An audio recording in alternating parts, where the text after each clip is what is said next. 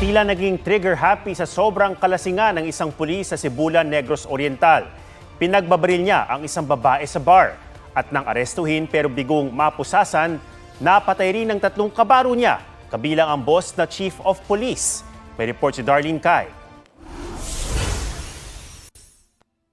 Nag-iinuman ang mga lalaking ito na pawang mga pulis sa isang resto bar sa Sibulan, Negros Oriental sa kuha ng CCTV nitong gabi ng Biyernes. Maya-maya, isang babae ang tumabi sa mga nakaupo. Ilang saglit pa, tumayo ang isa sa mga lalaki at biglang binaril ang babae.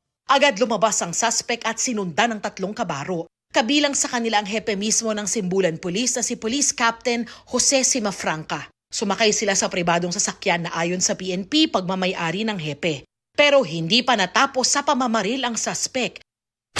Itinumba nito ang 3 kabaro gamit ang kanyang service firearm.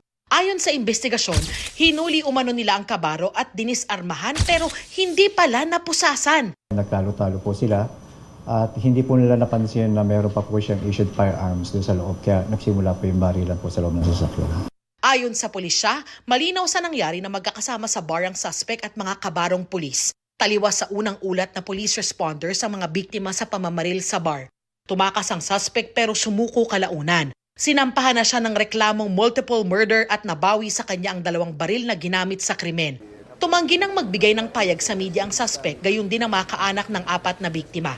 Hindi pa malinaw ang motibo. Pero ayon sa PNP, inalis na ang anggulong away sa babae o selos. Iniuugnay ngayon ang kaso sa sobrang kalasingan lalo't lumalabas na ipinagdiriwang daw nila ang birthday ni Simafranca at nag-inuman na sila sa presinto pa lang. Birthday celebration ng nasabing Chief of Police. Nagsimula pa po yung kanilang inuman sa loob pa lang ng police stations at nagdire-diretso po nila, itinuloy po nila sa nasabing resto bar. Ina-attribute po sa investigation ng NIR Police yung pong severe intoxication po nung nasabing grupo nang pumasok po sila sa nasabing resto bar. Bagong destino sa bayan ng Sibulan ng suspect na pulis, isa rin sa mga tinitignan ay napag-iinitan daw siya sa trabaho. Meron pong mga report na parang pinagkakaisahan siya ng mga kasamahan niya sa intelligence unit ng nasabing municipal police station. Yung pong mga biktima, meron po silang reports ng mga derogatory record against po sa suspect po, na kung saan ngayon po ay in-establish kung totoo po o hindi. Nirelieve sa pwesto ang Provincial Director ng Negros Oriental Police para bigyang daan ng investigasyon.